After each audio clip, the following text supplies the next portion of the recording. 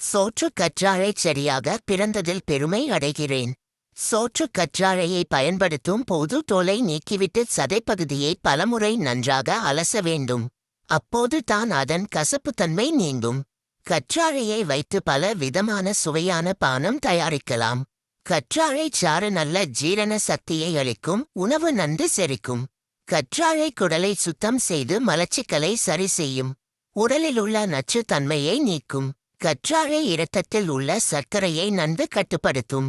கற்றாழை முடியின் ஆரோக்கியத்திற்கு நல்லது. கற்றாழை பல்கறைகளை குறைக்கும். கற்றாழை சோப்தோலில் உள்ள பருக்களை நீக்கும். முகத்துக்கு பொலிவு கொடுக்கும். இதன் ஆன்டிமைக்ரோபியல் சத்து சருமத்தை பாதுகாக்கும். கற்றாழை மருந்து உடலில் காயங்களையும் தீக்காயங்களையும் குணப்படுத்தும். தழும்பை மறையச் செய்யும். கற்றாழை மாதவிடாய் கோளாறுகளை சரி செய்யும். இரத்த மூலத்தை சரி செய்யும். கற்றாழையில் அதிக ஆன்டி ஆக்சிடென்ட் உள்ளது. அது செல் சிதைவிலிருந்து காக்கின்றது. கேன்சரை கட்டுப்படுத்துகிறது.